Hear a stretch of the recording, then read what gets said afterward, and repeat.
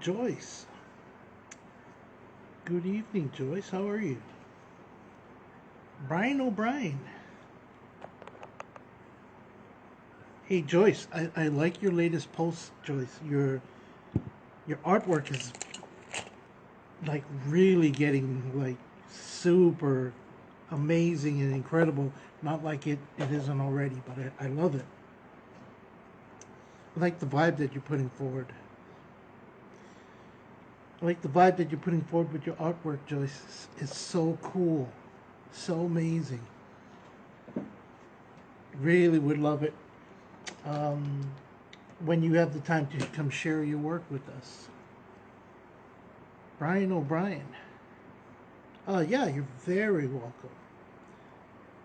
I haven't actually been on Instagram for, I don't know, I want to say a week or so, and I've been kind of playing catch up this last couple days, in fact. But I've seen some of the your posts that you did the last few days. Man, it's awesome. It's really awesome, Joyce. I have to ask, are you professionally trained, or is it something that you pretty much kind of figured out on your own and kind of like what you do? And Brian, are you not traveling?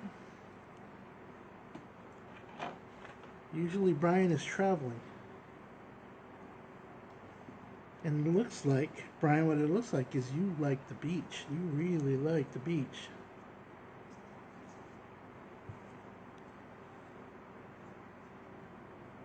Oh, maybe he's not here anymore.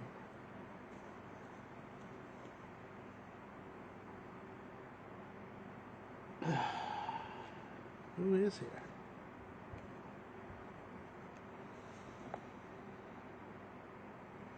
Oh, I see. That's pretty cool, Joyce. I like that. I think I think for a lot of artists and a lot of creators, I think our work or people who do create, I think the work itself is a form of therapy, and I think that's pretty cool. Um, I think that's how I started making jewelry as myself. Oh, you did it in college. Oh, wow. That is so cool. Have you ever thought of maybe um, putting together like a book, Joyce? Ever thought of maybe putting together a book of your work?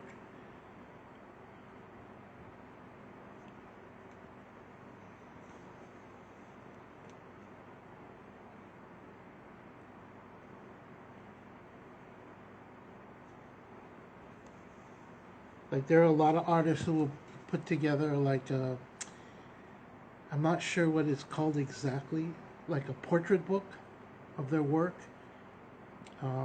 I've seen a couple of artists do one. You did write a book. There you go. Can I ask what the book is about? Is the book out yet?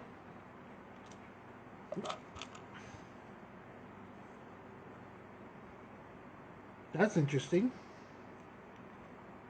Oh, okay. It is out. That's cool. Is it fiction, nonfiction? Is it something a story you told?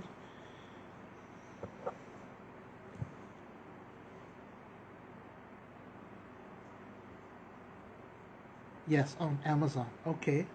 What is, if I may ask, what is the name of the book? So I can go look it up.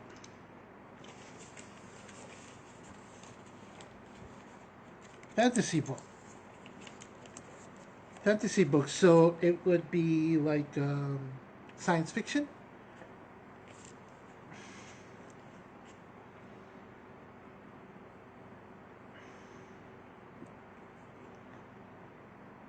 What's the title of the book, Joyce?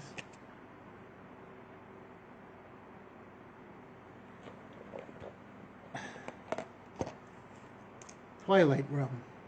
Is that the title?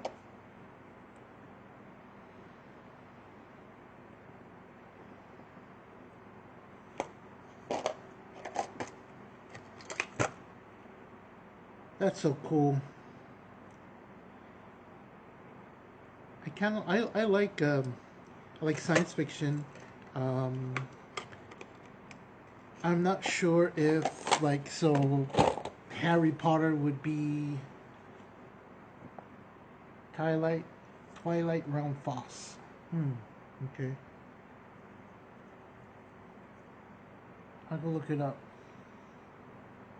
That's pretty cool. How long ago did your book come out, Joyce? Has it been a while?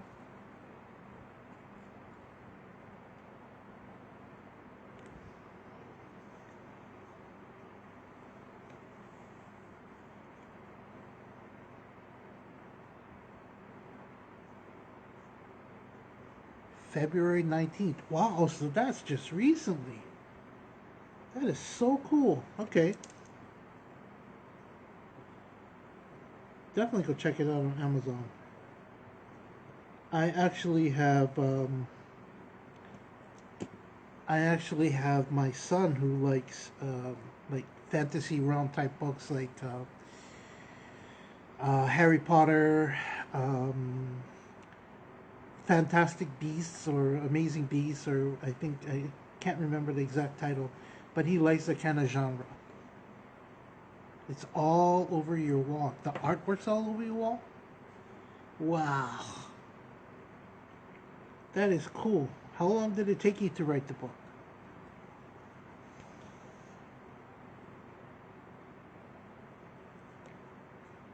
And I'm sure you probably definitely did all of the illustrations for the book as well. Is that where a lot of your work comes from that you post? Is it characters from your book?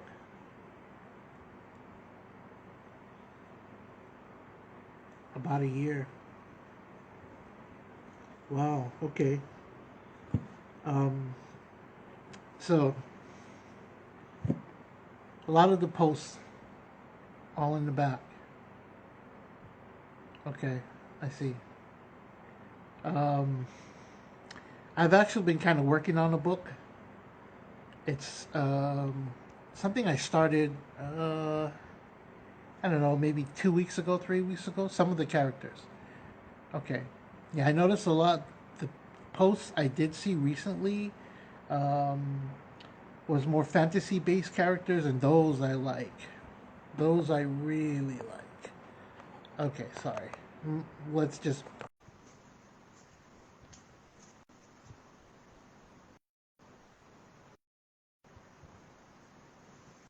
Oh, there you go. Can you hear me? I can. Okay. No, it's just a pain to type. No, I wrote the It book is. February, I published it on February 19th. And it's a fantasy book, but my drawings are in the back. But Wow. it's mostly a written book. Okay. That's pretty cool. I, I I think I need to get some advice from you then. Advice from I've been me. working on two projects. I've been kind of working on two projects. The first is I'm putting together a tarot deck of my own, and it has an elephant theme. Uh, and Hmm. I've got some of the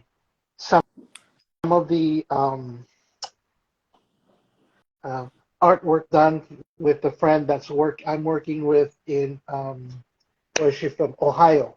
Hmm. But I That's started a cool. book about 2 months ago. It's called The Girl with the Chrysanthemum Tattoo. What is it about? Um, I don't know the whole story yet. This came about from a dream. Came about from a dream. It is a young woman who is living on her own, and her name is Ella, and is she has some Asian, Japanese, actually background, and she um, is just a normal everyday go 9 to 5. She goes and cleans abandoned apartments, abandoned homes, places that have been left by either a death or someone moving out. So she works with a company that clears out homes, and she doesn't believe in any type of thing, anything spiritual whatsoever. But in her work, she comes across uh, different items in different people's apartments and homes that have residual energies. I don't know if you believe in any of this, Joyce, but I'm spirit. Yeah, of course. Yes, I I believe in it. okay, cool. She comes across different items from people's homes, and she begins to take these items home, and they start to affect her life. And there's right now I'm up to 6 items that I have in my head that she's going to be taking home, and it's going to take her on a journey of her of a past life. The chrysanthemum plays a big part of her history, and the chrysanthemum tattoo is like a huge tattoo on her back. This Hmm. all came about because of a dream I had. It's a huge tattoo on the back, and for me, like the opening scene of If It Became a Movie Yes. is you see her waking up in the morning, and she's sitting up in bed, and all you see is the back of her head. She has short red hair, and you see the tattoo on the back on her back, the chrysanthemum tattoo. And she's getting ready to leave for the day to start her day. And in the process of cleaning out homes and apartments, she comes across certain items that for her has a familiarity to it. Hmm.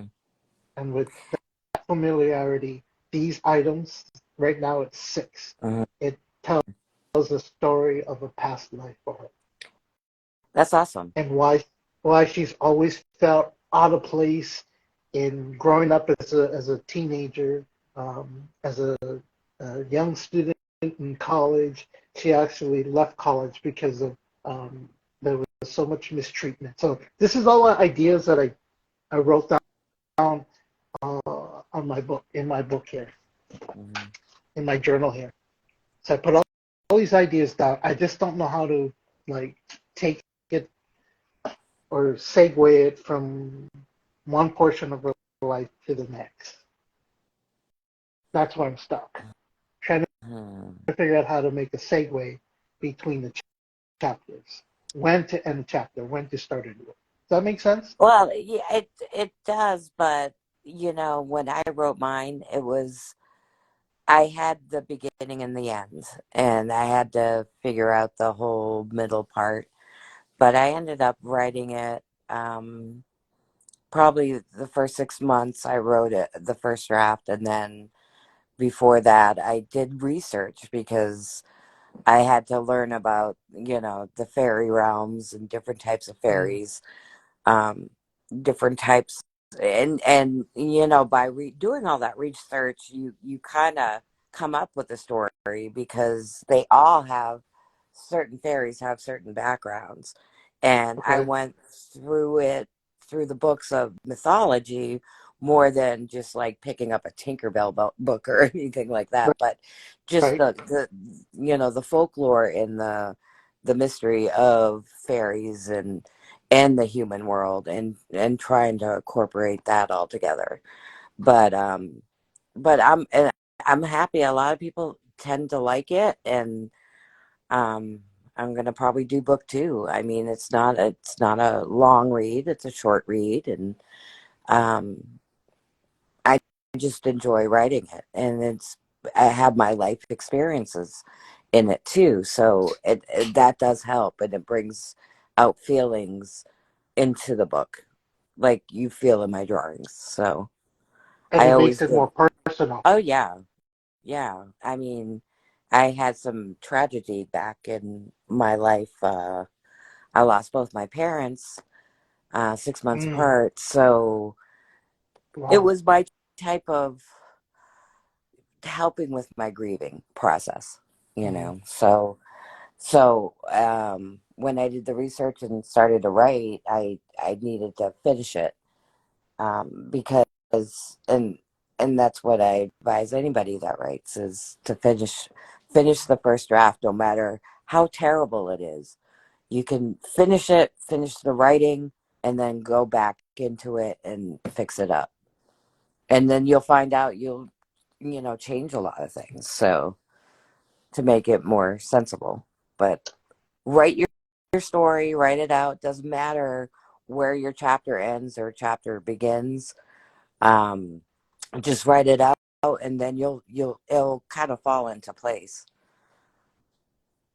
I think that's where my problem lies, and I think that's why I had a hard time getting started. The idea came, actually, the dream I had was back in November of last year, Yeah. and I've been wanting to put it to paper, but I think part of my problem is I'm somewhat of a, well, I don't want to say perfectionist, but I have very aggressive OCD, and I feel like I have to do it front to back instead of writing everything out and then going back to change certain areas. But I mean that makes sense. If I write the story out, then I can go back and change it. Definitely. That's what I did. Hmm. That makes sense. Was Because if you feel like you're stuck, the problem is if this is what happens to a lot of writers, they get stuck and they just move on and think of a different story. If you really want to write that story, write it down. well, that's me. I'm guilty of that. I have a half-written story of this book I was starting called The Hermit, and it's about a man who lives alone, and that is kind of like my personal story. A man who's had everything, experienced a lot of great things in his life, uh, married, children, traveled, experienced a lot of great adventures, and then at one point in his life, it's lost and it's not there anymore. And I didn't really say how it happened. For me personally, it was divorce, Hmm. but I didn't put that in the book. I didn't want it to make it so obvious. But like you, this book that I started and I didn't finish yet, and I still have the book in my office, and it's half written. A lot of great ideas I had, but it was Hmm. very personal for me. And at one point, it got a little bit difficult for me to actually put a lot of things down on paper.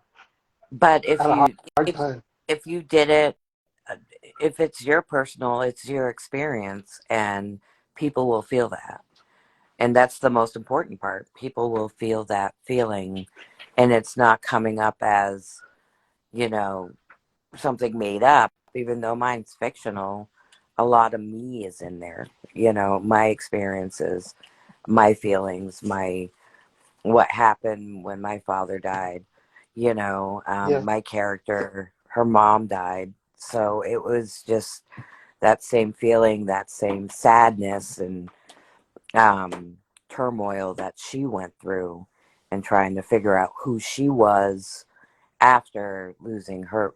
She lost both her parents, but her father she lost when she was very young in the book. Hmm. But I also put my parents in the book as different characters, so their personalities. So I think people were drawn to it because I put myself in there. So experience is great. I think if you look back at what you wrote as the hermit and what made this person become the hermit, you look at it and you'll see where you were then Hmm. and where you are today, and maybe you'll see it in a different set of eyes, and it can help you maybe finish the book. But, but don't keep it like halfway done. You got to finish it. Okay, let me ask you. Do you have a few minutes to talk? I'd like to ask you maybe two questions, Sure. and it kind of is with the book and our personal lives. So, would you say that people who have experienced um, trauma very life changing trauma or devastating trauma, would you say that um, they become more inspired to tell their story through painting, through artwork, through writing, or or any type of craft? Of Would you course. say that's the case? Yes, because that's my art. I started I went to college for art. I just did basic portraits and bodies and all that stuff, but I did it as a minor. I didn't do it as a major. Mm, It's not like I just wanted just to understand the art process there. And it was pretty easy for me because I always did art. I always drew. I did pencil art for the longest time. I started digital probably about 7 years ago, but I would I can't say no. I started pencil drawing again 7 years ago after my parents' death, and it was a therapy for me to get the stress out, to get the grieving process out. So most of my art back then was all sad art, all depressing art. Um, mhm, but I always got compliments of, oh, I can feel it. I can feel their emotion. I can, sense it. But um, 3 years ago, I started doing digital art. And it was a little bit challenging for me because I went from traditional pencil to digital. Um, the easiest way, I got the iPad Pro, and I got a pen and I can draw on it. Um, I mhm, give kudos to any artist that can draw on a pad and look up and draw. I can't do that. So the transition wasn't too hard, but I still draw traditionally on my digital iPad. I didn't use layers as much as some people use a lot of layers. I didn't know how to use it that way. So I just, did my sketches and I would just color it. And I still do it to this day, but, my daughter yells at me for it. So I'm like, stop it. Let me do my thing. What But then do you prefer, traditional pen and paper I was doing or electronic? pencil art for the longest time all my life. I prefer pencil and paper, but I'm starting to really like digital because the only downfall with pencil and paper, when you erase, it just kind of sometimes ruins the paper. So, Mhm. and it's not as messy because I used to like to blend with my fingers, and my fingers were always black and full of chalk or whatever. Now I don't have that issue. I don't have to wash my hands after. So, but yeah. So when you any type of art, I mean, people that draw are letting out something. I mean, it's a therapy for me. When I feel like I'm overly stressed, I need to draw. Mhm. Um, and then I want to draw to inspire people. And everybody's art is different. Right. You always say, that person's art is better. It's just how they feel with their art. Mhm. So everybody's an artist in a way. It's just, everybody's different. It's not going to be, I can't draw you know, uh, like the best artist that's out there. I can't draw like them. But what I can do is draw like me, and if people feel it and like it a lot, then I'm happy that they're happy. If my art makes them happy, I'm happy. So, and the same thing with writing. It's the same thing. I think um, so. In the writing of this book that I haven't finished Yeah, yet, The Hermit. yeah, Um, I've been journaling now for about 7 years, and for the first 4 years, 5 years, it was every day, twice a day. yeah, And it was a lot of putting my raw emotions, my feelings. Sometimes my pages were just filled with profanity because of yeah, my anger or what have you. And it was just pages and pages and pages and pages of putting my emotions and energy and my vibe into these books. And my hope was by doing that one day, I can actually pass this on to my two sons and say, Hmm. "You've always asked me what happened to you, Dad. You changed. What happened to you? You changed. Why? What was going on?" And whether it be the trauma, whether it be the PTSD. A lot of it was embarrassment. Um, I didn't want my sons to know where I was mentally, and I Hmm. want them to know. And That's why I that's a good started. that's a good way to show them. You know, if you can't express it to them exactly how you feel, then show them through your writings. You know what I mean? This is how I felt at Yeah, this time because you wrote it all down during that time. a couple of years back, I actually gifted my sons two of my books. My composition books when I first started out, and they wanted to know at that time where Dad was mentally. They know where I was physically, but mentally, Dad wasn't the same. And so I gave them two books each of my journals as a Christmas gift. And I said, this is an unorthodox Christmas gift, but it is something that will help you understand me and where I was and my journey and Did where they I read am it? now. My Did they read it? my oldest son did. Yeah. Yeah, my oldest son did. And he's he was taken back by it. He said, "Dad, I was so upset at you all this time, not knowing exactly what was going through your head." And Hmm. I told him a lot of it, son, was embarrassment. I couldn't tell you where I was. Yeah, it was different. My youngest son kind of shrugged it off, well, Dad, the main thing is you're better now. I said, yes, I am getting better, but I think it's important that you guys understand what it took for me to get where I am now. Exactly. Like I said, with the grieving process, you don't realize that my family was my support system, Mm-hmm. and by losing them, I didn't have that support system anymore. I I felt lost.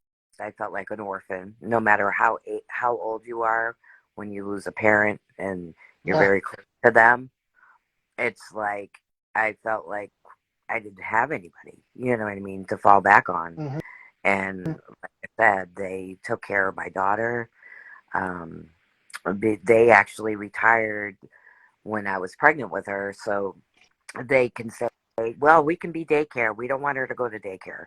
So we'll be the daycare. And, they spent, 9 beautiful years with her until they Wow. passed. So, um, but it was unexpected. It was awful. So, but, um, but yeah, this helped me. The art helped me to draw, my feelings out, and it was satisfying to make people happy. Like I had to Mm-hmm. make people, and life is too short, so I wanted to make sure I you know I didn't want to be famous or anything. I just want people to know that I'm talented, and I want to show them my talent, but I want them to all Mm-hmm. feel and be inspired, and because throughout this whole process, just being on certain platforms and talking to kids that are depressed and Mm-hmm. and it's sad, and it's like, or they're depressed about their art, and they shouldn't be, because all they need to do is practice, you know what I mean? So it's, and to be better, if they kept drawing, they're just going to be better, and they're going to see something that inspires them, and they're going to get better at it. So I just always was there. I was like the mama bear on, some of these platforms where there was younger kids that were always depressed. And I'm like, stop Mm-hmm. being depressed. You know what I mean? I think So, a lot of times, especially in the society today, there's a couple things that work for us, and these same things work against us. And for the digital world itself. Yeah. Internet, sometimes it is one of the best tools we can have around that makes everything so convenient and so fast. Yeah. But yet, in a, on the other hand, there are kids who are single kids. They don't have any siblings. They live with their parents, and the parents are too busy at work. They don't have the support system like you did with your parents, and they're looking for an outlet. And the easiest outlet is devices, is the internet, is iPads, is our smartphones, and I think it's taken that humanistic interaction away from our younger society, younger kids. And Mm-hmm. I see that a lot in my neighborhood and in kids that I kind of communicate with around. Everything is a phone. Everything is an iPad. Everything is the internet. Everything is TikTok. Mm-hmm. And I try and tell them, I said, humans were designed to interact with each other. Exactly. Humans were designed to communicate, to have that one-on-one connection with each other, which is part of the reason why my partner and I started this live stream here on a weekly basis, was to bring back that one-on-one interaction, that connection, that human interaction that I think everybody desires. And I think we had a discussion about this at one time when we first started to um, do our lives. Is we've forgotten how to have that human interaction. We've forgotten how to talk to each other. Hey, Kamaka, aloha. Hey, po, aloha. We've forgotten how to talk to one another. Two strangers like you and I, basically, Yeah. we are strangers. We have communicated in the past. We have talked about you being a guest. I did tell you and express to you how amazing I think your artwork is, but it's that interaction, it's that connection. I think a lot of our kids nowadays are losing or have Yeah. lost. I mean, as I look at my daughter, she has internet friends, but you know what I like about her? She interacts like how we're Mm, interacting. She's talking on the phone with them. She's not, texting. So she wants that contact. She wants mm-hmm, that emotional talking. I mean, she's 17 now, so I mean, she's a chatty Cathy. So but she has friends online, but she wants to physically talk to them. She does not want to do the interaction of just texting because mm-hmm, texting to me, I don't mind doing it. It's actually convenient. But, when you're trying to portray a conversation through text, what happens is there's no emotion in it. So you don't know what that person's saying. And if you take it the wrong way, you're like, are you mad at me? You know what I mean? So I, I, Why I all mean, caps? I've Yeah, been yeah. there. I've been there. So I I, know. I Um, I think the intentions behind what the person who is sending you a text is lost a lot of times. And that's why for me, I don't like texting. If I do text, I over explain, and I gotta stop that because sometimes my texts become 2 pages long, just trying to explain one conversation. yeah. But so I live alone. I like being alone. I didn't when I first got divorced. I was so used to having my children coming down the stairs going, Dad's home. What do you bring home from work, Dad? Oh, well, let's go out for pizza for dinner. And I loved that interaction with my kids when I came home from work because all day as a manager, all I got was, oh, I need this. Oh, I need that. I was an airline manager. All I Yeah. got people complaining in my ear on one side, which is the um, passengers, and then the employees complaining in my other ear, and it was just a constant going back and forth. hmm So the energy was different when I came home, and my children were like, "Dad, let's go get pizza for dinner. Dad, how was your day?" hmm And my little one, who was 3 at the time, my youngest, I'd go take a shower, and he'd be in my room, he'd be watching TV, and then I'd come in the room and I'd like, hey, let's turn off the TV for a little bit. Let's talk story a little bit, and we'd have that little time. And he used to cuddle with me, so I miss all of that energy. I miss that interaction with my children, and they grew up away from me with their mom when we got divorced, Yeah. and it wasn't so easy for me to get to see my sons. So many years I went without seeing them, and slowly I became this hermit, Yeah. and that's when the story started. Yeah. Yeah. And Exactly. I picked through a lot of my pages in my journal. So right now I'm up to 21 of these composition books for the last 21 5 chapters. years. 21, 21 chapters. Um, and they're filled from back to front. And Yeah. it's got my dreams that I had for the night. It's got conversations I had in there. It's just really raw and really open, and it's a part of me I don't openly share with Hmm. my own family, Hmm. sometimes my own friends, and it's me like ripping open my chest, going, "Here, this is who I am. Now that you see who I am, you know." And Uh, and to write it, and to look back at all the journals, pick and choose what you want to put in the book, to make it sensible, because when you say it's raw, I'm thinking I woke up and had this dream, so I'm writing this dream down. So, how did you feel when you had that dream?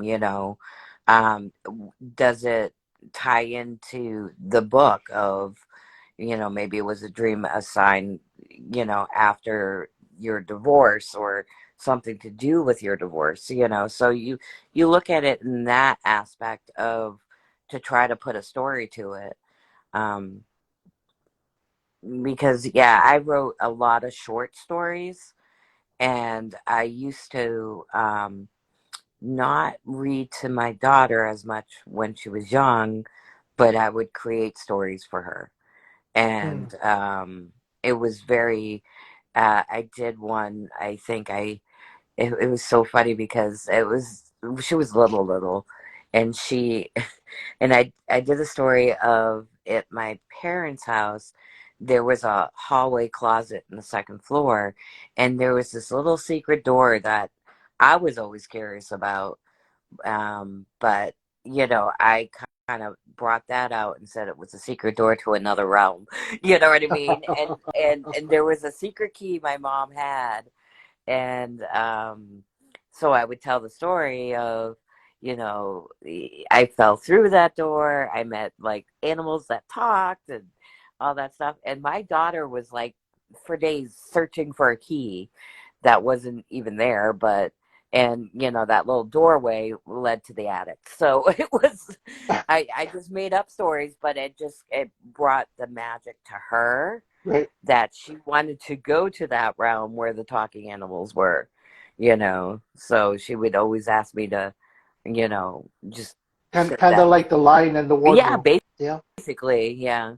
But the door was tiny. It was tiny enough for just a little person. So, But you would have to take this magical pill, either blue or red. red, yeah, One would make you smaller, yeah. and one would make you taller. You have to Yeah, I mean, decide. you do the fairy tales you think in your head, and I was Right. always into fairies, so and she was too. She was into the magic, and I think she still has the magic. She writes fantastic.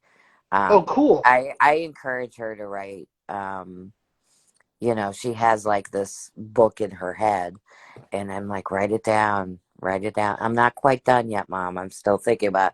I'm like, you got to write it down. Get Hmm. it out. So, and that's what I'm saying to you. Get it out. So, Um, you know, first of all, for those of you who are just joining, there are people from our community, our online community that are here. I know Grizz is here. I saw Kamaka. I think Shonda just joined the room. I'm speaking to a woman. Her name is Joyce. We have actually talked prior about her being a guest. So this was kind of a pop-up thing. Um, tonight is kind of casual, but I'm really enjoying my conversation with you. I just wanted to make sure that I introduce you and to our community, to our room. And for those of you who are not following her, please do so. She's got some amazing work. She actually just wrote a book that came out February 19th and is available on Amazon. So I'm going to go check it out. And again, the name of the book was Twilight It's Realm. and the my pen name is Foss, Foss. Okay. So if you put Twilight Realm Foss, you can actually look at the book. Like I said, it's probably about 200 pages, but my art's in the back of it, of the characters. So, Hmm. you can always cheat and say, "Oh, what does Eve look like?" And you can go in the back and look at her. You know what I mean? But I did post them on my wall. I did a Yeah, couple on your of feed. reels on it. Yeah, on my feed, or I call it my wall. So my wall of art. It's okay. It's okay. There's my wall of art. If you can see behind me, there's my wall of art. Can you see it? Yeah, My wall nice. of art. So Yeah, that picture right there that I'm pointing to, it yeah, is actually my profile on our YouTube yeah, page, the YouTube channel. So that was done by a gentleman, Art of Jordan, Art by Jordan. He was one of our guests when we yeah, first started doing our live streams. He does digital art. He's also from Hawaii. yeah, He is actually on I believe, the Big Island of Hawaii. yeah, We talked a lot about his artwork, his origin story, and then I told him that at the end of our conversation, I said, I've only got one bone to pick with you. You don't have any elephants in your in your artwork. And yeah, for me, elephant is everything. I've always loved elephants. And he said, actually, I got a little present for you. So he presented that picture, yeah, which he gave yeah, me all the digital rights yeah. to, and he said, this is for you. And Awesome. I was like, wow, that is so cool. And my partner Grizz, her Instagram name is Jade Tiger. He did a piece of a tiger for her as well, and I was like, man, this is so cool. So I like digital art. I like fantasy art. I've been watching this YouTuber. Her name is Stephanie Sue. If you're watching this, Stephanie, Yeah, um, she did a book recently, or she did you know how they do a recap of a book, and it yeah, was a fantasy book, yeah, and it was a book about humans and fairies, yeah, and how there is an obvious but invisible divide between both worlds, and how sometimes one will cross over into the other world yeah, and get intermingled. Well, long story is, one of the human females ended up in the land of these fairies, and she ended up killing one of the creatures on the human side, and she was taken away by the fairies to live out the rest of her life in that fairyland. And it was so amazing the way they talked about how there's a hierarchy in this fairyland, and there's lords, and there's I don't want to say kings or greater lords than that, and then of course there's always one evil person. But it was so fantastic the way it was written. I'll have to get the book for you, name for you, and I'll shoot you a link to it on it's Instagram. it's funny that you said that because like with my realm, it's about a girl's figuring out her mom's past. And during her college graduation, her mom passed away Mm, in a house fire, and she had no place to go, but she inherited her grandmother's farmhouse in Germany that's surrounded by the Black Forest. And so she had to go there either to fix it up, make it her home, or fix it up and sell it. But when she went into her mother's room, um, she found a journal and a pendant. And in that pendant, um, she ended up activating something that she ended up going into the forest because she was drawn there, and Wow. the place is called the In Between. So Wow. it's Okay. yeah, that's kind of funny because, like I said, I did a lot of mythology reading, and in that in between, the fairy realm is on top of our realm, or our Earth, and there's portals that go through that forest to get into that realm. Hmm. So it's very similar. It's not. I mean, there is dark fairies and there's light fairies. So, I Right. can they be evil? Yeah, I think they're more misunderstood. But it's all about. My book is based on balance. You know, the light and the dark. That we need both. So Yes. it just Yes. I you agree. know that old saying, you know, the wolf saying of, the negative wolf and the positive wolf. They're always fighting. It depends on which one you're feeding more, and that's in my book. But it's just learning the balance that we have both of these in our human body, that we have to kind of keep that balance and not overfeed the other. So Hmm. the book is basically just Eve learning her confidence of and finding out the mystery of her mother, and her past, and Hmm. why her mother is her mother. You know what I mean? So, but there's fairies involved. There's a war. It's entertaining. I enjoy it, and I enjoy it because I read it like 5,000 times, but I still feel good after I read it. So because part And of you me said is. there's a part two coming up. Yes, yeah, some people are asking where's the second one. And it's funny because what the first time people that I don't really know, and they're giving me feedback on my DMs. There's like, do you write more? Is there another one? And I'm like, no. It can end like that, and that can be my only book. But people are asking if I could write another one, and I said, oh, okay, I can do that.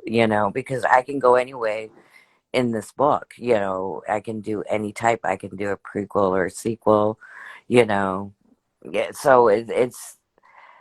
I'm flattered that people are really liking the book. Um, I already got like 7 reviews. Um, so if you want to go on Amazon and read those, these are people that are on Instagram that follow me, but some of these people I don't really know. I Hmm. had a random one that was an Amazon user, so there was like no name to it. So Oh, um, the Amazon yeah, reviews. Okay, yeah, I got you. Amazon reviews, yeah. So some people took pictures of my book, and it's like I said, it's a quick read. It's the font is bigger, so it's a smoother read, and it doesn't have page numbers because the chapters are not that long. And I Mhm. encourage people to read up to a chapter. And what people end up doing, I sat through and read the whole thing. You know what I Mhm. mean? Because I wanted to know what was going to happen next. So, Right. um, but, um, but like I said, it took me a year to write it, but to tell you the truth, it took me another 3 or 4 months for people to encourage me to publish it. Mm. And I'm like, I'm not going to publish this. And they're like, why? Why not share it? And I'm like, I didn't even think of it that way. But I said, okay. And then I figured out how to do it on Amazon, and it's free. And, you get some royalties out of it. So there's really nothing to lose. And I put a pen name because I'm like so afraid that Right. some people would hate it, that I'm like, well, they don't know it's me. but So um but so here's a sequel for you. Here's what I'm seeing as a sequel, and may not make sense to you.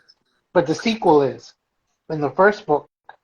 Um, a daughter finds this journal and this pendant and discovers the history of her mom. Yes. Correct. Yes. So in the sequel, it's not the daughter that's telling the story in the first book.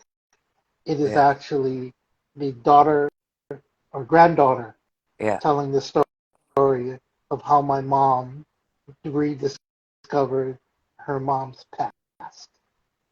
That's a possibility too. But like I said, you have to read the book first. And once you Oh, read the book, I've been getting like 50,000 different types of do it this way, do it this way, do it this way. And I have an idea which way I'm gonna go. So don't tell but us. Don't tell us. I'm not gonna tell you. But We want the mystery of it. yeah, but you got to read the book first, you know. I mean, it's So available on Kindle too. So it's on Kindle. if you have Okay, a Kindle, gotcha. I was just yeah, going to ask that. yeah, it, I do not. I'll be honest with you. Um, I grew up reading every single day of my life because the school I went to wasn't really one of the best schools academically. So my parents pushed us every day, read, math, read, math, read, math. And it got to a point where I got so tired of it that when I picked up a book, I fall asleep, which mhm, didn't really work in my favor. And I've tried to read books, and not even 3 pages in, I'm like dozing off already. I'm like, okay, I don't know what it is. Maybe I'm not meant for reading. And then audiobook came along, and I was like, wait, audiobook costs too much. I got to go back yeah, to reading, yeah. you know? Well, But I mean, with Kindle, it's not an audio; it's more of like reading online, like on your phone or on your mhm, Kindle pad or on your iPad. You can always get the Kindle app, but I prefer just reading the book. You know, mhm, like the book, like flipping the pages and but that's me, you know what I mean? We spend so much time on our phones. yeah, It's I kind of agree. nice. It's kind of nice to um just sit back and read a book, you I know, agree. instead change the atmosphere a little bit. But you know, so it's available on both, and of Okay. course, Kindle's cheaper. Um, if you do get the book, you get my artwork in the back. The Kindle has my artwork too. But you know, it's at least you'll have physical artwork um, of my fantasy art back there. So, but So yeah, I gotta ask you. I gotta ask you, Joyce. hmm, Am I using the right name, Joyce? yeah, Yes or yeah, okay? saying it right. Okay, cool. Yeah, Um, I have to. Well, I don't know if it's asking, but it's said that when one door closes, another opens. yes, When something is lost, something else is gained. yeah, And so, like in your case, and then even like in my case, when you lost your parents, when I got divorced, that hmm, was a loss. hmm, It was something that caused a lot of emotion, a lot of not the best emotion. It caused a lot of maybe, okay, I'll speak for myself, loneliness, depression, anxiety, um, of what was once there and all of a sudden not. yeah, yes, hmm, And when I started living alone as the hermit, I was looking for love. I was looking for answers. I was looking for so much um, things in my life that I felt that I needed because there was this void I needed to fill. I needed to find that thing to put back into my life that will fit the place of the thing that I lost. Does that make sense? yes, hmm, Um, so in that process of looking for answers, finding answers, I tried traditional ways to find the answer. I tried to religion, professional help. Uh, I stayed away from medication. I totally hate pills. hmm, But I met some people on another streaming app a few years ago. I'm not sure if you've heard of it. It's called Periscope, and it was something that I really took a liking to because it again connected me now with others around the world. And a lot of people in our community have that background from Periscope, and Hmm. that's how we started um, this online community here. Was I invited a lot of people from our Periscope community, but what was put back into my life wasn't these people. It was certain abilities. It was certain gifts that was always present in my life that I actually ignored, that I pushed away. But Yeah. it became something that not only took the place of what was lost, but more than filled that cup. So my Hmm.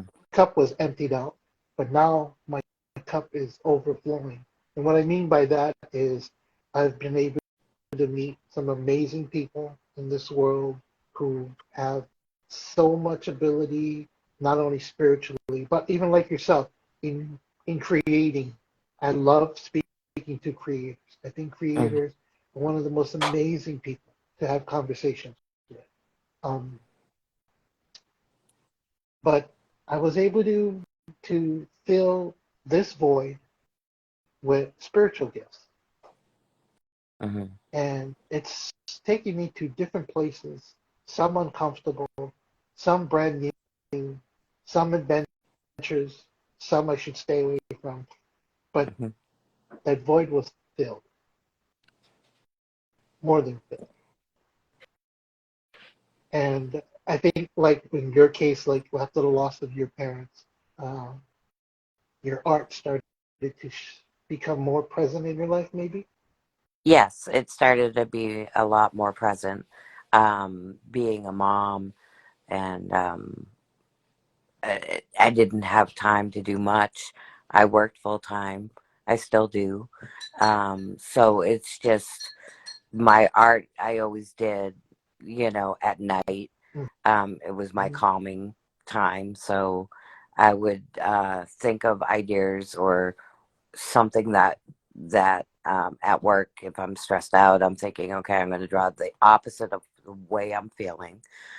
So I don't draw too much Mm, depressing art anymore, but that I makes sense. do a lot of drawings that have feelings to it. Like a lot Mm-hmm. of feedback I get is like the eyes. I like the eyes of your art. I like the um, and I mostly draw women um, through my art. I did some fan art and some Disney art. I can do a lot of different artwork, but I prefer to do women because I know the anatomy, um, and I try to make it as beautiful as possible. So, Mm-hmm.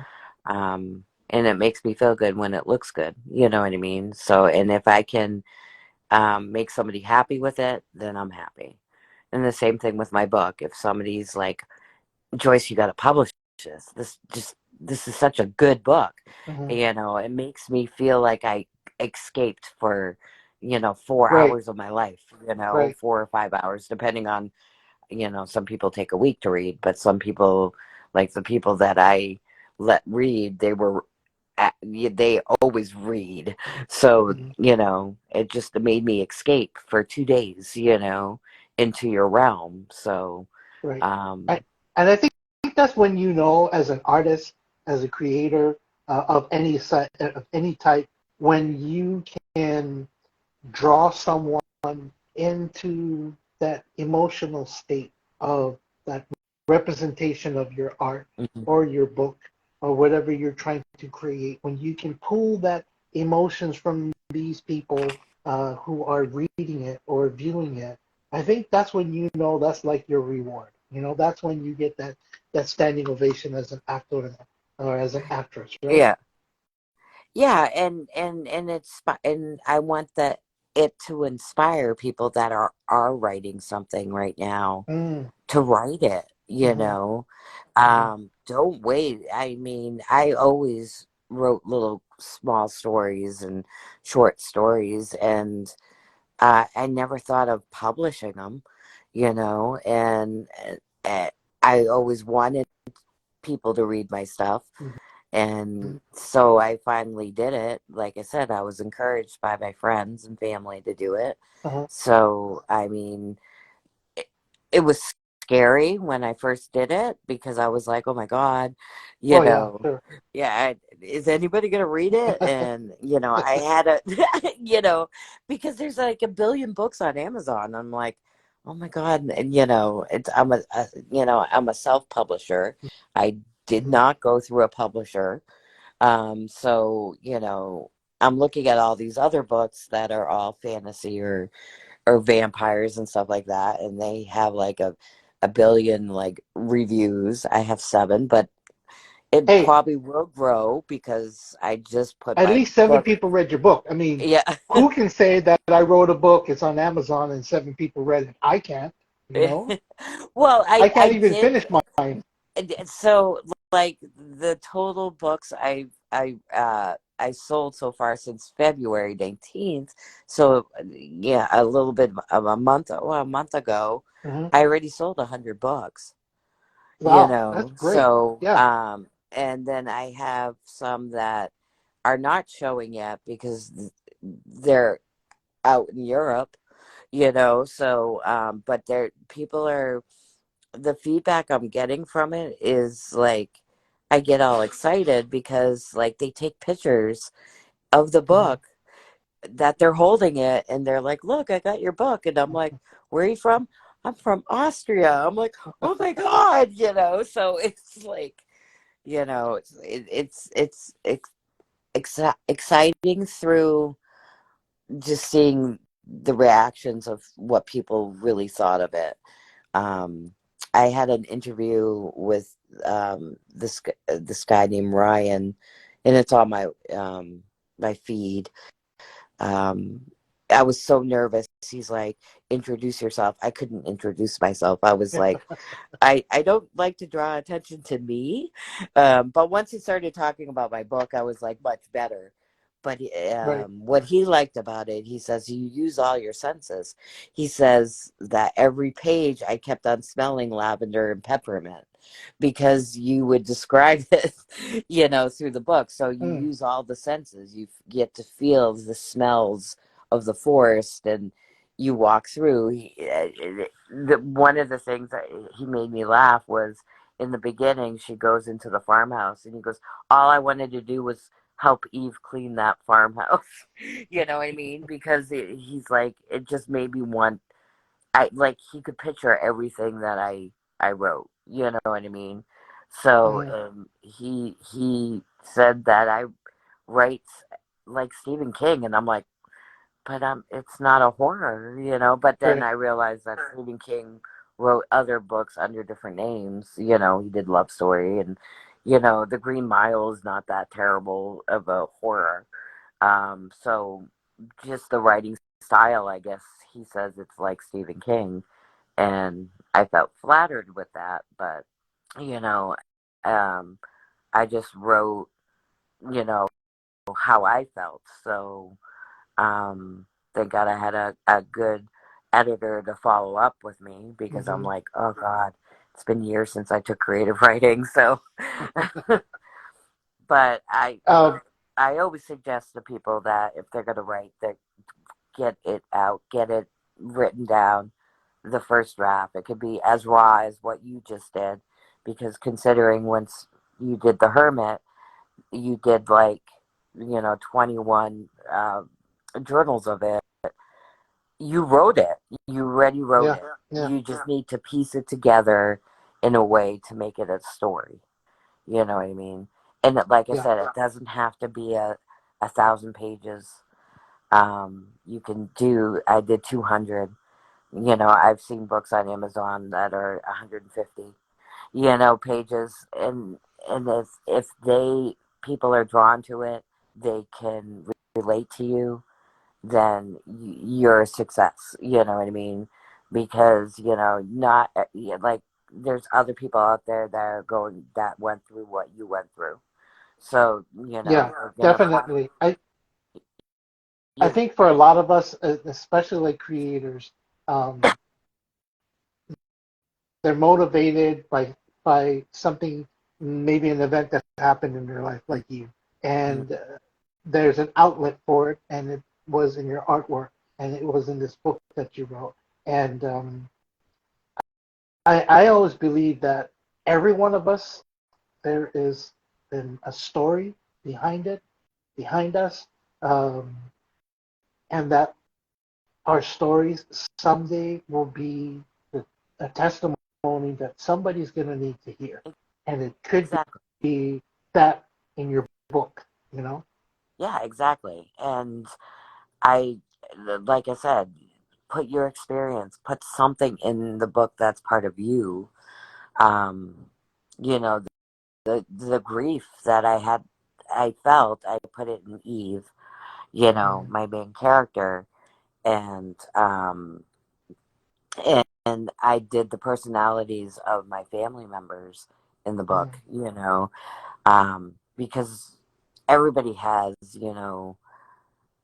my father was like the funniest guy in the world, but he was mm, also a very emotional guy. mm.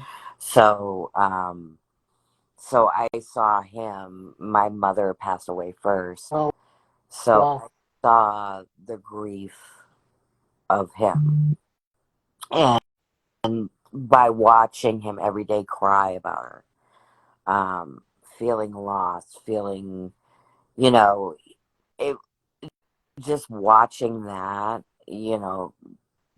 I I had to put that in the book. I had to put that grief in the book because the character he plays in the book is grieving. You know what I mean? Mm-hmm. So um, it was it was an experience, and I think a lot of people can relate to that after a death of a family member. It could be anybody. It could be your parents. It could be your grandparents. It can be I hate to say it, a child, um, an uncle, aunt that you're very close to, but that grief, you know, if you're going to write something that you experienced. Right. And it doesn't have to be grief, it can be anything. It could be your loneliness or something happy, something exciting that happened.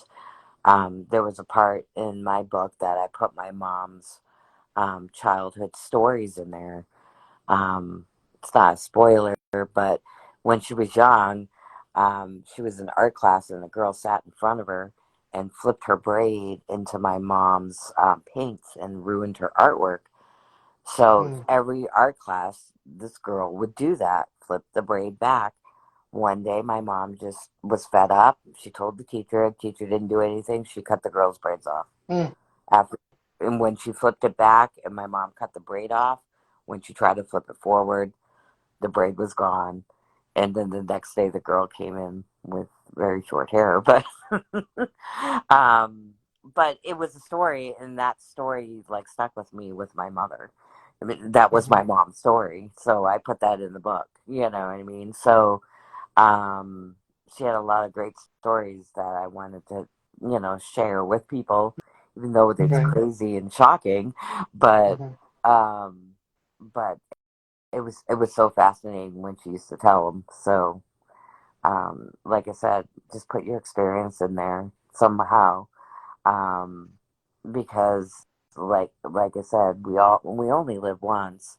Might as well just do it, put it out there, and see what the world thinks. You know, I think part of the reason why I wanted to write that book called The Hermit was to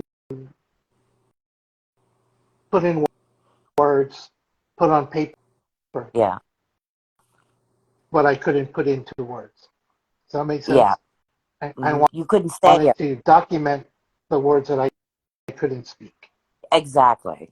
Yeah, And I think for me, my hope was one day when I'm gone and I have these journals for my children to look at, and they're gonna see a side of their dad that he really doesn't talk about. Uh, for no other reason other than it's something that's important to me and pertains to my life, but may not necessarily pertain to their lives, and they might not find that importance as much as I do. But think about it. They'll see it and they know what not, they saw the struggles you went through. Like I Yeah, said, and I think that's why I gave them two books a few Christmases ago. Was I don't want them to have regrets. I don't hmm want them to feel any regrets, which is the reason why I gave them two journals each and said, "This is what I need you to understand about where I was." hmm When you guys are done, exchange so you understand. Then you have read all four, and it starts from the day I came home from work, and my house, which is usually lit up with lights and kids running around and TVs on in rooms where nobody else is, and the shower's going and no child's in it, and my kids are in the garage playing, and I came home to a house that's dark, it's cold, it's closed up, and I walk into the house ordering. It's a weekday. Where's my family? Why wasn't I given a text or call? Hey, we're gonna go have dinner. Come meet us or whatever. It was 7:30 at night when I came home, and my house was empty. And I walk into the house. I flip on the lights, and there is a letter on my counter, a three-page letter on my counter, explaining why the divorce, explaining where we are going, explaining why this and why that, and what I failed at, and what she wants. And it was just, I couldn't read it for, I don't know, I want to say 3 years. I couldn't read the wow. letter. I couldn't, I had gotten to a point where everything was just like poof, gone. Yeah, yeah, And I knew it was coming. I knew we were getting divorced. But there was a lot of untruths that were said. There was yeah. a lot of untruths about what was going to happen. There was a lot that was hidden, and I'm still dealing with that today, 14 years later. Wow. And the last couple of weeks have been something that we've been going through on a legal basis. And it's taken up too much of my time already. It's taken up too much of my energy. I no longer have emotions tied to this except for I'm done. I'm finished. Yeah. I don't want this anymore.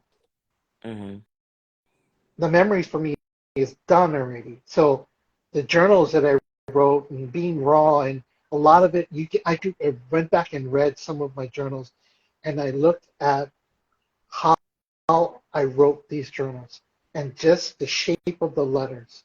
It wasn't flowing. It wasn't curvy like I usually write. It was so abrupt. Words Angry. Yeah. didn't make sense. It was angry. It was anger. And it had taken so much out of me emotionally. I didn't know where else to gather that from. Yeah. And that's why I started to put everything down, documented hmm for my children. My family didn't even understand where I was. I burnt bridges with people. I didn't want to be around certain people, certain friends. Um, it was just my whole life just changed, Yeah. you know. And Yeah. You felt betrayed. You felt, yeah, definitely. for me, trust is a big thing. And when the trust is broken, I don't know if I can have that connection with that person anymore. Maybe the connection has changed, but hmm when my trust is broken, especially after that, oh man, I tell you, Joyce, I had some mean trust issues. I Yeah. didn't trust anybody. hmm I didn't share anything with anybody. That's why a lot of it went on paper, but I hmm could see there was so much anger. There was so much resentment. There was so much betrayal in the words that I wrote. And when I started the idea of putting together, it took me 6 years later to have an idea to start this book called The Hermit. hmm And there are times when I'd write 3 weeks, write, and then I'd stop. I kind of run into hmm a block. I never Yeah, thought about going back into my journals and saying, wait a minute, the story's already written. yeah. I It can is written. pull You it just out. pick, yeah, you just pick out what makes sense to a story. I mean, it's your raw emotions into these journals that you can incorporate to make a story. Mm-hmm, And, the title's great, The Hermit, because that's how you felt. mm-hmm, At that time, you went from all this energy to, the children's energy, all this energy through, being married, and you had friends and all that, to nothing because of what happened, and mm-hmm. because of trust issues. So you lost a lot too, and it didn't have to be grief of losing a family member of death, but you did lose a part of your life, and the most part was your children for that time. Yeah, So you ended up just being on your own, being alone. Like, I'd rather be better off alone, and how you coped with it. But your story should be what you went through and then how you came out of it. You know what I yeah. I mean? I don't want the story to be depressing. There are parts that are important, I believe, to my story. Mm, Um, and it just like for me, year after year, things just started to get worse and worse and worse and worse. And I don't want that to be part of the mm, story. There are mm. moments, there are twinkles of moments in between that are happy times. When I got to see my sons, when I got to spend Christmas with them, um, or summers with them, and those were some of the better times in my years of being the hermit, of living alone. Um,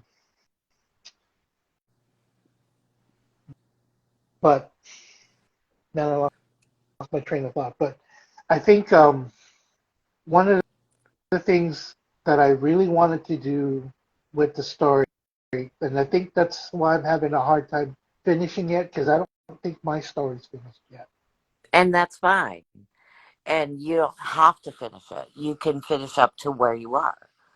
You know Mm-hmm, what I mean? And then where mm-hmm, you feel like what you're doing now, and you're connecting with your kids, and you're bonding with them again. And I don't know what you do for work. I do you still work for the airlines? No, I actually work part time with family business, and I actually do renovations, Oh, good. home renovations. Okay. So, I mean, it keep. Do you like doing it? Uh, I like the creative aspect of it. Yeah, yeah. Uh, I, I used to be the type where I like the kind of job where everything is just from 9 to 5. You do this at 9, you do this at 10, you do this at 11. So it was all just the same cycle every day. Hmm. Now I'm like, no, I like the challenge. Yeah, I yeah, like being able to create and figure out and solve. I like to do that kind of yeah. stuff now. And it makes the house look good. So I mean, but Yep. you look at yourself from then to now. You know what I mean? And you decide how the story's gonna end. You know what I mean? So, but just look at the positive towards the end.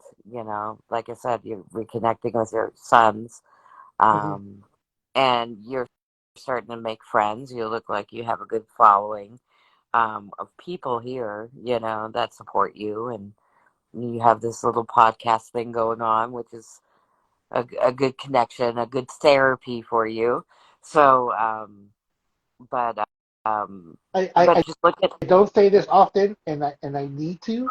I apologize for interrupting you, but going back to the following or community that we do have, there are some incredible people that I have met through this weekly podcast or live stream that have become friends, that are creators, that are spiritually gifted, that are artists. that are influencers. I've got a few more YouTuber friends that I'm trying to get them to coordinate a time with them because they're always so busy to be on our live podcast. Yeah. There are a lot of local families and community groups and even high school teachers and their group that they're working with in school that want to be on. They call it a podcast. I call it a live stream. But Yeah. um, I feel like I'm at a good place right now. I don't need 14,000 followers. If I have 20 followers that are always present, that are always active in our community. And I have these people in the community right now, some of them who are here tonight. And I do have an amazing partner, J Tiger Grizz, who is always putting in a lot of time and effort as I a see that as a name. mom of 4 kids, or Yeah. you know. But I just wanted to take this time to thank them. So thank you for reminding me Yeah. about that. And of course tonight I get to meet you, Yay. And which I is want to amazing. be in Hawaii because I've never been, you know. So Let me ask you, without giving exact details, what part of the states are you from, Joyce? I'm on the East Coast. I'm in New Oh my England. God! So it's after midnight for Oh you. yeah, it's at 1:30 in the morning. I was about to go to bed and then I saw you go live and I just had to peek. I'm So glad you peaked. yeah. I honestly, I, I I haven't gone live for a couple of weeks, and it's because of some of the stuff that I was going through or dealing with. And tonight, even up to that moment when I was going to log on, there was a little tiny voice in the back of my head saying, "No, don't go on. No, you don't need to. Just go watch a movie, or just go do your thing." Or I'm trying to work on uh, a little pouch Yeah. for our church anyway. No, just go work on that. Don't go live. And I said, no. When that little voice tells me not to, that's when I have to. Yeah. That's when I'm supposed to. And look, you met me. And well, Well, we I don't think there's a follow each other coincidence. anyway, so it's not. I don't think there's a coincidence. Now I have to ask you. Let me know when you're tired, because I can speak forever. But I have to ask you a question about you. A lot of artists that I've come to know that I follow, there is a common theme in each of their work, uh, whether it be a painting or whether it be drawing. Mhm. And I think I noticed one thing that was really a common theme throughout your drawings, throughout your work, and it's in the eyes. Yes. When I look at the eyes of your drawings, there is this familiarity. Like I saw this piece before, but no, it's a whole different Hmm. piece. Oh, I saw this fairy before, but no, it's a whole different fairy. I just saw this a couple of days ago. No, it's. Then I remembered sometimes artists have this common theme, this common thread. Hmm. It's kind of like their signature at the Yeah. bottom of their artwork. They have this one common theme that goes through all of their artwork. And what I what I think I believe I saw was that common thread is in your character's eyes, in their Hmm. eyes. Yeah, There's because all the eye is the soul of the person. So I mm, spend a lot of time on eyes. But yeah, so it's the colors, the way they're looking. I don't know. I get a lot of comments on the eyes yeah, and that's what I always think that's where the all the emotion is. Um exactly, it's exactly.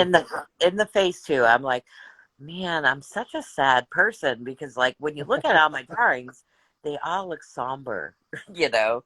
I'm like, maybe I have to do a smiley one or something, you know, but then I change it up and throw a unicorn in there, you know. So um but but yeah, I think yeah, they have similar faces. Um, but like I said, I do different types of fairies angles, but I always focus on the eyes, um, on each one, and if I'm not satisfied, I don't post them. You know what I mean? Some of Right. them I don't post because they look dead, in the eyes. But I just people like the eyes of my art, and I I can think just that's what drew me first was the eyes, and one of the first pieces I saw that you posted hmm was the eyes of the character. hmm And and for me, I'm not the type where I would talk to someone and look at them in the eyes, even though I should.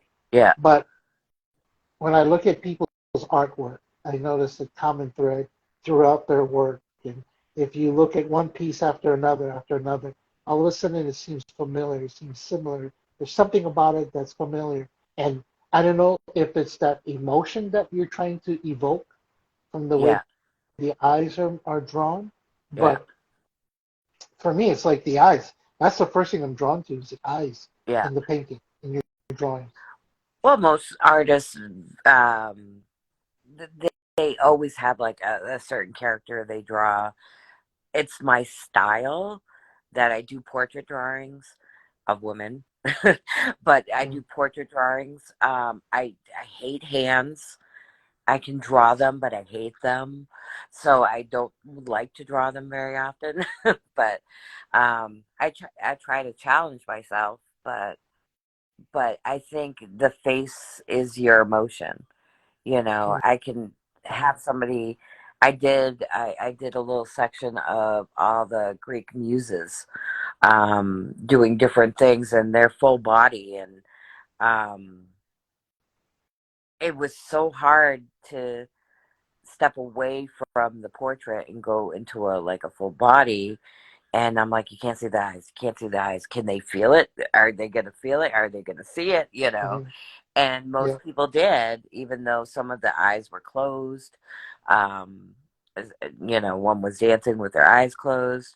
But I tried to draw that, even though their heads were smaller, I still kind of put the eyes in. Thank God for digital; you can make it bigger to Mm-hmm. to Yeah. focus on something. Um, but yeah, I was so afraid I was gonna lose it, with a full body. I did a couple of men. I did like the Sandman. Um, I did one of actor. He's an actor director. His name is Louis Reeves. I did a pencil drawing of him playing soccer. He's an Wow. English actor. So, um, but I don't draw men a lot, because I don't. It's just the every time I try to draw a guy, it kind of looks like a girl. So I, it's a feminine guy, but Yeah, it's a guy with feminine yeah, features. I get exactly. it. Or he has a lot of eyelashes. Wait, we have to erase that. So Right. I'm getting better at drawing males, but um, and I have a few males. I did a tribute to Tupac for a friend of mine that Wow. is a big, yeah. So if you scroll down lower, you'll see all these women, and then you'll see a few men down at the bottom. Okay. But those were pencil drawings, and they were still digital, but I did it all in pencil. I didn't really put color to it. You can see the difference between my pencil drawings compared to my coloring, because my coloring still is not the greatest. I'm still working on it, but Is it um, a different it feel? Is different is a emotion? different feel when you see if you see, like I said, if you go, I did it as a reel, I think, with Tupac. But Louis Reeves is all in pencil, but it's a full body. He's playing soccer. But you can see the difference. It looks like a full pencil drawing, even though I did a digital pencil. I still did the shading, I did the blending, I did all that stuff. There's a couple of my fairy drawings that are in pencil, digital pencil, that I didn't put much color to it. So you can see the difference between my pencil sketches and then the full digital. So, but like I said, my daughter says it to me, Mom, you need to layer. I'm not going to layer. I'm just going to color. Let me just color. And then she's like, How did you do the hair that way? The hair looks awesome. I said, It's just stroking, doing Yeah. the hair. Like if I did it with pencil, you know, I didn't layer it. There are a lot of people coming in the room right now that I've noticed, and I'm sorry to cut you off. I don't mean to. You can continue, but I see a lot of them are either some kind of an artist or some kind of creators, I and I'm think, sure they're probably your followers. Going, what yeah, is she doing up? Why is yeah, I she up know. so I late? just told half these people I went to bed, and now they're Uh, like, What is she doing? She lied to me. I didn't lie. I'm she lied sorry. to me. Yeah. I clicked the button by accident and I met him, So, And yeah, some of them are. he forced me to join him. No, so for those who have just joined, Joyce, now that you're talking about the tribute to Tupac and the pencil drawings, I really would like for you to share your Instagram and any other social media that you might have with us, if that's okay. Um, I'm sure there are people other than myself who are dying to go back into your IG profile Yeah, and go look at all these other pencil drawings that you have yeah. done. Will you please share that with us, Joyce, if that's I'm okay? I'm pretty much on Instagram, and Facebook, but I'm not much on Facebook. Instagram is the only thing I'm on right now. Okay. I don't do Twitter or TikTok or all those fun things, but this Instagram was a little overwhelming for me because my following grew so much bigger within the last couple of months. I was overwhelmed. I'm missing some people's arts. I can't like them all. You know what I mean? They're gonna hate me because I can't put a heart there, or Right. I can't say thank you to everybody. You know, and Uh-huh. and I was getting overwhelmed at the part like I thought to myself, this is like a second job. Yeah. By just thanking everybody or making comments on their art and making sure that they get the love because artists don't I don't feel artists get a lot of love on here. Right. I mean, there's great Right. artists that have like 50 billion followers, but there's these little artists that have like 200 followers that Mm-hmm.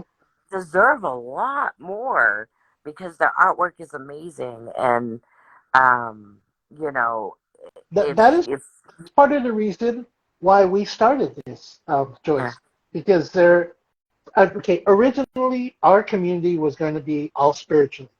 We're only going to do, I am a medium myself. So we're only going to do readings with tarot and mediumship and psychic abilities and all these people who have, and I know a lot of people that have these mm, gifts.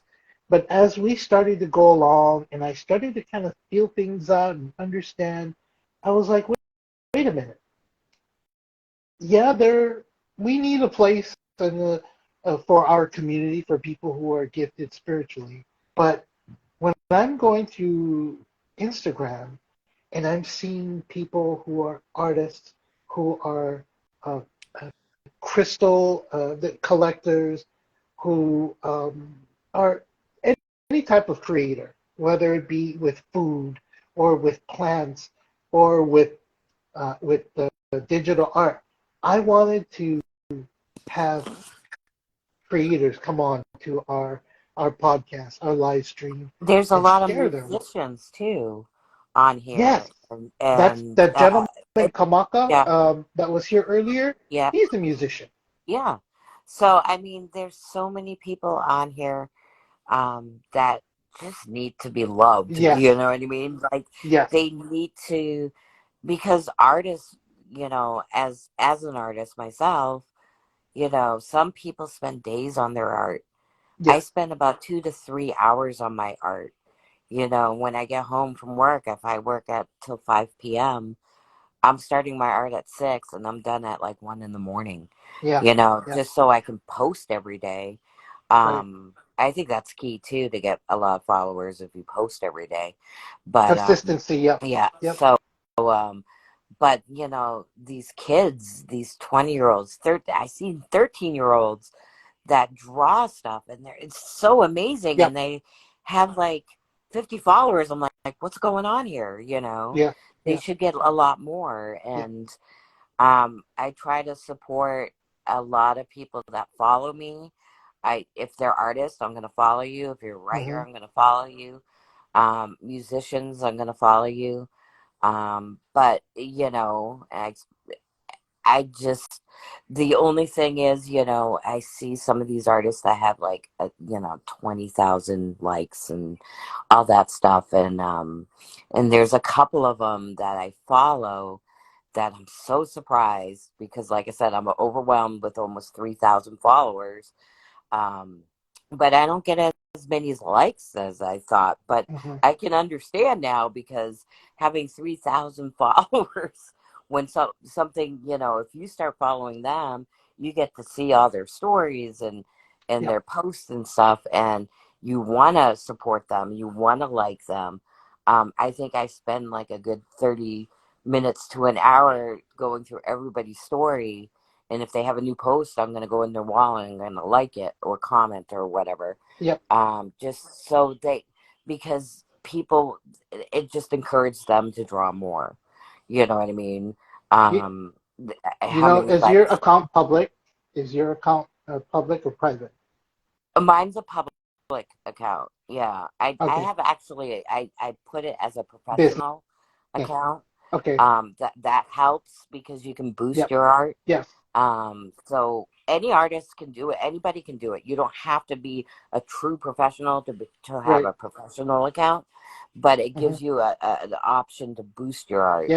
So what Yeah, it there's extra does, tools that you can yeah, use to yeah, have a professional account. And I'm not being, we're not being sponsored by Instagram. So Instagram, if you hear this, sponsor us anyway. But um, mine's is a professional account only because I have a friend who was an influencer who was one of our guests. She gave me some great advice, and um, my whole outlook, my whole profile, everything changed. What I posted changed, and uh, I found out that I've got more eyes on my account. So I got to tell you the funniest thing. I like to post things that are either happen in my daily life or something inspirational or something that happened that I really think is magical, like the moon. I like to moon watch, and um, I posted this one reel of a truck that looks like Optimus Prime from the Transformers. oh, okay, And of all my posts, that one has got the most likes and that one has got the most views. It's almost up to 40 or 4,000 views and like 3,200 yeah, likes. And yeah, I'm happy when I get 5 people who like the post that I put up. I'm okay with that. I'm not looking to be an influencer. I'm looking to share. yeah, I'm looking to make connections, looking to make friends. But when there's one post that is so out of the ordinary for me to post, and I just thought it was the funniest thing, and I put it up, and every day I get 19 people like your post, yeah, 21 yeah. people like your post. I'm like, I'm freaking out. When I first started Instagram, I didn't start. I started back in October. So when I Oh, first so you're started it, or fairly new. I'm new too.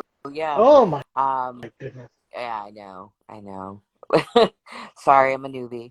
So I'm still figuring things out. But one of my first posts I did was I did a reel, and I couldn't figure out, like, because I'm still new to digital and stuff like that. Hmm. So I would take pictures of my progress. So, like, with my phone, Okay. I would take a picture of like the drawing, and then the eye, focus on the eye, kind of coloring. And the one I got the most, there was actually two I got really uh big like views.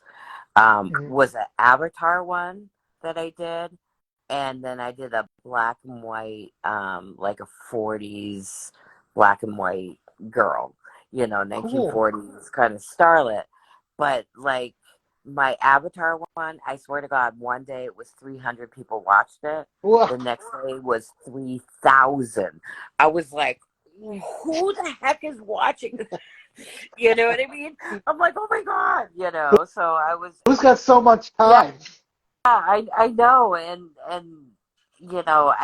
I don't get that much. I mean, those are the two that I figured Avatar because Mhm. you know, it's the movie but so I did another Avatar one and didn't get as much love as the very first one I did. So and it was very similar. So Yeah, yeah. but what I'm But, finding now with Instagram because I started doing reels a lot with my art and I posted it by picture. I didn't do it because I don't do Procreate. I do Medibang, so it's cheaper, free, and like I said, I do everything art. But Procreate, you can actually when you draw stuff, you can play it and it can draw back to you, and that's what a lot of people use. Um, really? yeah, I'm like that's kind of cool, but I'm not going to spend $9.99 for it. Sorry, but um, but um, but yeah, so a lot of people do that. Um, for their reels, but I think I get a lot of more looking on my posts and not as much as my reels. And I've been really promoting my book on Mm. so you could see the art and the music and all that fun stuff. But I still put music to my posts, but I just don't do the transition of the drawing I get you. anymore. Yeah, I use another third-party app to make my videos that post onto Instagram. A lot of times it takes forever to download, so Yeah. I stopped making reels for now. But they say reels get more looks, more And views. And well, they do. They get a lot of views, but it doesn't mean you get a lot of likes. Right. No, Right. I get I mean, some of my anime. I do some anime. My anime gets the most likes. Oh, cool. Uh, Cool. I did a couple of them, and one of them I got like 300 likes. Wow. I made this like creepy girl and she got like 300 likes. You know what I mean? So I'm like, okay, whatever, and I'll Yeah, do it's the a few more. unexpected ones. Yeah, yeah. So, but anime is very popular too. So, I mean, Okay, I love so anime. we have to say again for those of you who just joining, for those of you who might watch the replay, I'm not sure if we're gonna put it up yet, but I'm talking to Joyce. Here she is on Instagram, Joyce Foskin, Foskin, Foskin. Foskin, Yeah. Joyce Foskin. Hmm. She has a book that she put out in February um, called Twilight Realm.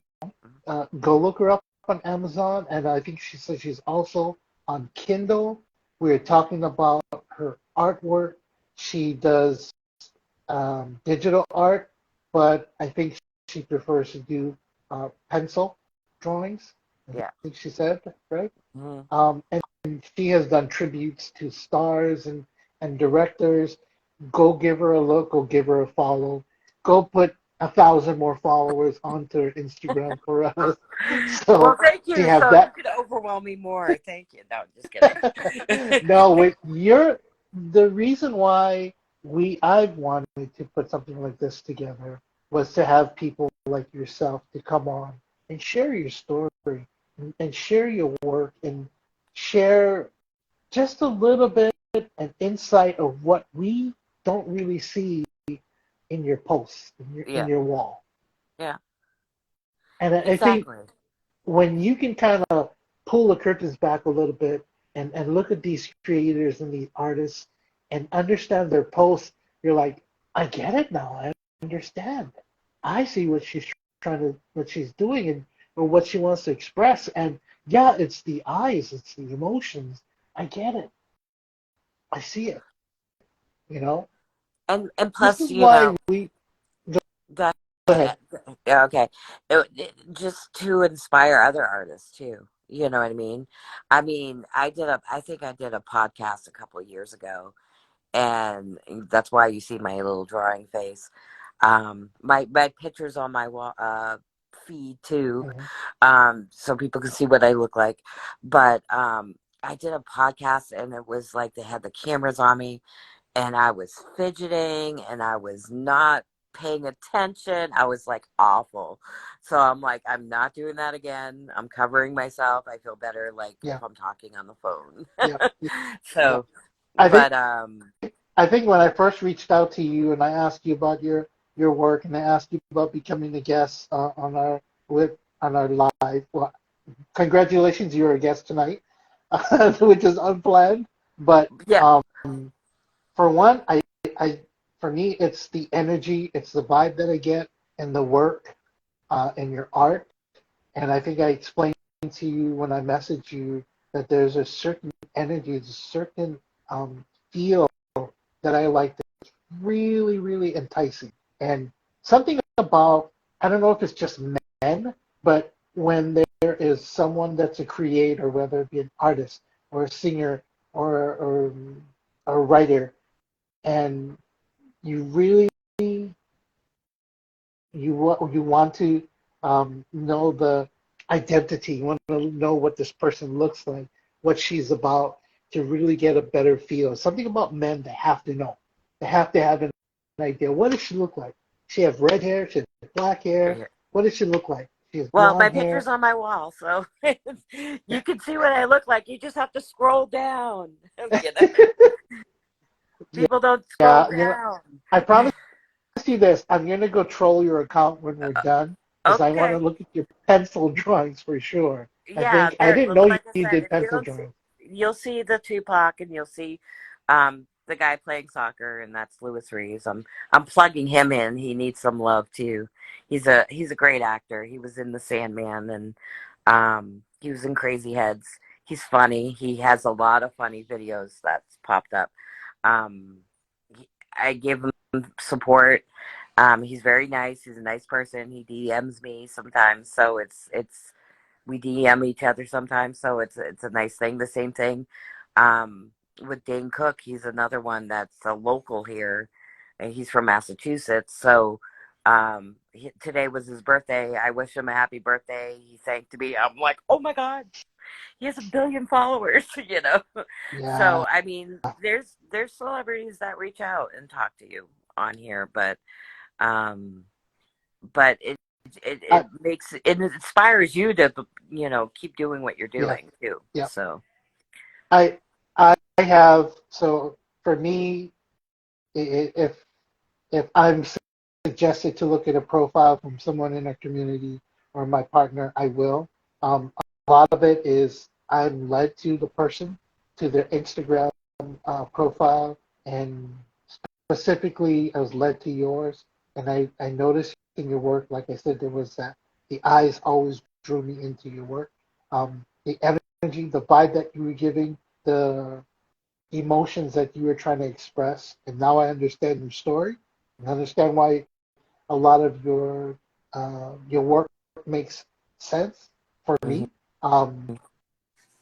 But gosh, see, talk about such an amateur hour here. Yeah. But I like the fact that I can have conversations with brand new people, with someone I've never spoken to before, and share a story and find the connection, make the connection. Yeah. Um, and I have about right now 23 conversations going on Instagram for future guests. A lot of it is I send a reply and now I got to wait a week for a reply. But there are a lot of people that I've kind of connected with, you being one of them, that I would really love to share their story or have them share their story and or their work or their gifts. Mhm. So if there's anything, Joyce, that you would like to say to any future artists or any future writers, if you had to give some kind of advice to um, these future creators, what would it be? So for the art portion of it, don't give up. practice. There's some artists that DM me and say, ugh, I'm trying to draw this and it's not good enough. But you have to understand you can't be as good as, I look at other artists and I had to back away from the fact that, wow, their art's amazing, but it's their Mhm. style. Mhm. Everybody has their own style, and it appeals to everybody. And that's when I see art, even if it's a stick person with hair and but they do something fancy to the eyes or something, it's their style. Mhm. So I'm gonna follow them, you know. But keep practicing, you're always gonna, you know, inspire somebody else. Somebody's gonna like your style and follow you and stuff. So keep practicing your art. Um, that's my advice for any other artist. And um, I do want to give any feedback because, like I said, I'm very overwhelmed. So if I'm not hitting your art, please tell me, Joyce, you didn't like my art, and I'll go and like it because I missed it that day. Mhm. Um, but I'm there to support. Right. But for writing, my advice is to write it out. You know, I hear a lot of writers out there that are creating a story and it's all in their head and they have this Mhm. great idea, but I'm like, write it down, and they're like, well, it's not finished yet. Well, write it down and finish it. Mhm. um and I got that advice from the author Neil Gaiman, um who's my favorite author. He's like, write it down, and if you need to set it aside for 3 weeks, reread it after, and then you'll see, you can change some stuff and stuff. But write it down, finish it, write it honestly, and be confident in writing it, and just be put experience in there, because your experience could be somebody else's experience. Yes. Somebody, Yep. that's where it could be relatable to other people. Mhm. You can write fiction. It doesn't have to be an autobiography or anything, but you can put your experience in there because that's going to make it feel more real to the reader. Like you did with the Hermit. You said, I started the story, but I stopped it. Well, you're not finished yet because you feel like you're not done yet. You're gonna Mm. still, yeah, probably in a couple of years you could probably be done with it. Part Something. part of the reason why I stopped, because it was like me reliving a part of my life that I didn't like being in. Yeah. So I stopped because it was like it evoked these emotions that I had worked too long and too hard to get rid of. Hmm.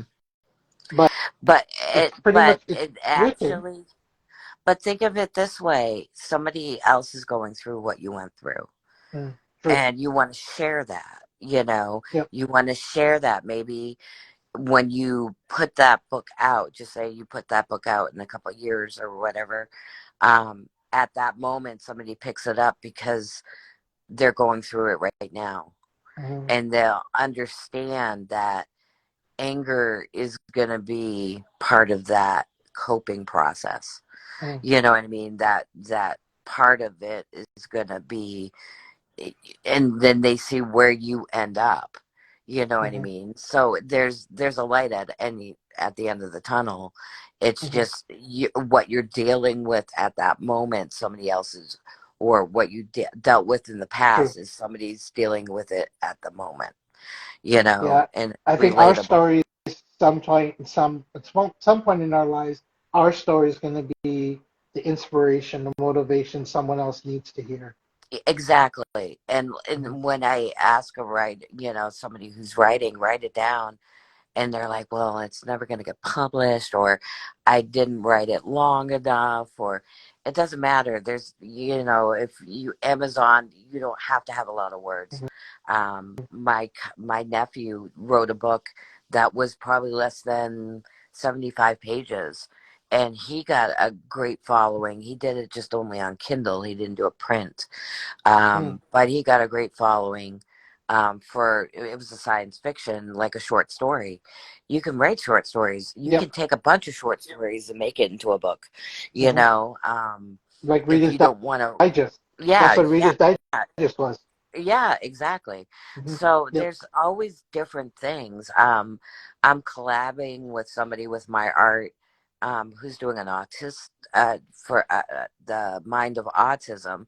Oh, Um, that's so cool. and because my daughter has autism. So I'm Okay. like, okay, I'll do the art for it. And you know, he's gonna put it on Amazon, but it's more That is so poetry. cool. Yeah, it's poetry and stuff like that. So, um, but you know, just get it out there. You know, because your writing, your book can be a gift to somebody else to help them through something that you know they're going through. You know, writing, you It, know, books are an escape for some uh, people and it therapy for is. Yep, others. you're right about that. Yeah. Yeah, So, absolutely right about that. The book is an escape. Reading is an escape. Sometimes the devices, YouTube is an escape. But mm-hmm, if you look at my timeline, and it's you don't have to do it tonight, mm-hmm, but as a writer, as a creator, um, the week I stopped writing The Hermit. mm-hmm. Okay, there she is, Jade Tiger. Um, Hi. Joyce, that is my partner right there. Her name is Grizz. If Hi. you're not following her, please follow her. She's a great person with a lot of gifts. She's a great mom. I'll look She's an for her. amazing Yeah. wife. Yeah, she's awesome. Yeah. Um, but on my timeline, I actually pinned it to the top of my timeline. So when you open up my Instagram account, you'll see this. It is a picture of a blue heart, and I actually wrote uh, a letter, and that was the week I stopped uh, writing about the hermit. Mm-hmm. I'd like for you to read that, and you can message me later if you want to, or make a comment or whatever. But I'll do it kind of tomorrow tell me what you think. because Yeah, tomorrow's fine. You don't have to do it tonight. because it's 2 a.m. I, now. I'm going to remind you if you don't do Yeah. it, though. Okay, Yeah. but Of course. um, please, and kind of give me some feedback what you think, and that's kind of the style of how I write. It'll tell you how I write, especially like with that hermit. It's written in that style. It's almost like a narrative. It's almost like I don't want to say like a poem, but anyway. And then I So, know it's late. I want to be mindful of your time. The person I've been speaking to for the last hour and a half is Joyce. She is on Foskin. Instagram, Foskin. Yeah. Joyce Foskin. Yeah. She has a book that came out February 19th on Amazon, Twilight Realm. Please go look for it. Buy it, download it, get it on Kindle. It is a book about a young girl finding her past history. It's Yeah. kind of like what Grizz does. She likes she likes to look into past history. So maybe one night we'll have her come up and speak about that. But Joyce, I want to thank you for joining me tonight, Okay. and it was a pleasure talking to you. It I, was a I pleasure really appreciate you too. taking the time. Yeah. And And now that you've been a see, guest, all I need we were meant to talk tonight. we were. I was Uh, about to go to bed and then I clicked you on and I'm like, hi. So, okay, he but he just keeps talking to me. He won't shut up. I guess I need. I don't want to type anymore. Let's just go talk. But I do appreciate your time. yeah. I just need your permission if I decide to put it up on our YouTube channel. Oh, no worries. Yeah, Is that okay with you? that's fine. Cool, cool. And I usually tag you into that. But Joyce, I want to thank you for being our guest tonight. Thank you, Grizz, for making our post. And to everyone who joined tonight, thank you, everybody, for joining us tonight in our conversation with Joyce. If you're not following her yet, go follow her. Our YouTube channel is the only elephant in the room, just like my Instagram. Yeah. We hope to see you guys next week. Joyce, take care. Have a Yeah. great evening and enjoy the rest of your weekend. Yeah. Good night. Good night. Thank you, Bye, everyone. Joyce. Yeah. Aloha. Take care. Bye.